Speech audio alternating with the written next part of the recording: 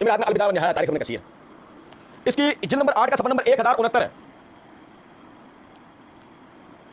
हुर मशहूर ज़माना किरदार जो वाक़या करबला में सैयदना हुसैन रज़ी अल्लाह तआला अन्हु के माविनीन में से एक हैं भाई मेरे। उसके बारे में लिखा है, हुर कूफे के बड़े बहादुरों में से था और इसके एक साथी ने उसे सैयदना हुसैन रज़ी अल्लाह तआला अन्हु की तरफ जाने पर मलामत की।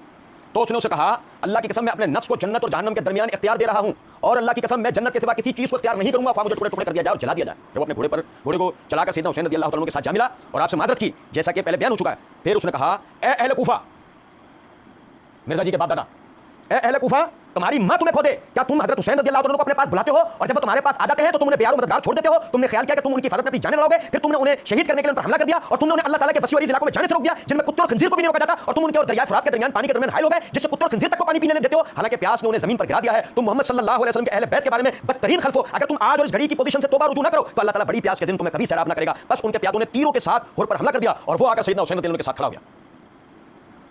कूफे वाले नहीं निकले, कूफे वाले नहीं निकले, निकलेंगे कैसे? 3 बरदार और कूफे में से ही एक निकलकर सैयदना हुसैन के साथ खड़ा हुआ है और अपने इलाके वालों को कह रहा है, तुमने बुलाया था, उबैदुल्लाह बिन ज़ियाद ने बुलाया था, शिमरत अल-जोशन ने बुलाया था, उमर बिन साद ने बुलाया था, और बिन यजीद तमीमी ने बुलाया था, किसी ने भी नहीं बुलाया था, तुम लोगों ने बुलाया था। और कत्ल करने के दर पे कौन है? उमर बिन साद, उबैदुल्लाह बिन ज़ियाद। कत्ल करने के दर पे तुम हो। और क्या कौन रहा है? क्या कौन रहा है? हज्जाज बिन यूसुफ। क्या कौन रहा है? Ubaidullah bin Ziyad. क्या कौन रहा है? शामी।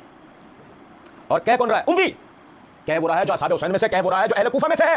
गवाही भी तुम्हारे अपने घर की, गवाही भी तुम्हारे अपने, और गवाही भी ऐसी कि तुम कौन से जंगलात से मर के दोबारा आते हैं?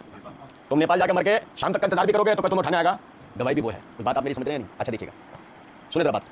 फिर जहन के अंदर ख्याल गुजरेगा कि भाई बात यह है कि ये तो तुम्हारी तारीख है, ये देखो ये मेरे हाथ में जलाउल उजून है, ये वो तारीख है जो मुत्तफ़िक़ुन अलैह है मुल्ला बाक़िर मजलिसी की। इसकी जिल्द नंबर 2 का सफ़ा नंबर 185 वही हुर का खुतबा। ए अहले कूफा, तुम्हारी माँ तुम्हारे मातम में गिरफ्तार हो। रसूलुल्लाह सल्लल्लाहु अलैहि वसल्लम के नवासे को बाबादा हाय दरोग तुमने तलब किया और अब तलवारें उन पर खींचते हो और उन्हें इजाजत वापस जाने की भी नहीं देते हो और आब फुरात को यहूद व नसारा मुजूस व सग व खोक पीते हैं और इमाम हुसैन और उनके अहले बैत को नहीं देते हो। अब पैगंबर को यही अवज़ देते हो, खुदा तुम लोगों को बरोज़ क़यामत तिश्नगी से निजात न दे। जब उन काफिरों ने हुर को निशाना है तीर हाय जुल्म सितम किया, हुर इमाम हुसैन की खिदमत में वापस आया कि हज़रत को वदा करें। ये वो तारीखी वाक़या है कि जो समझे जरा इस बात को कि अहले सुन्नत व अहले तशय्युअ दोनों किताबों के अंदर मौजूद है। और इस बात की दलील है कि अहले कूफा इसलिए नहीं निकले कि 3 बरए आज़मों की हुकूमत से वो डर गए। अहले कूफा इसलिए नहीं निकले कि ये पूरा प्लान बी पर अमल था, प्लांटेड मामला था।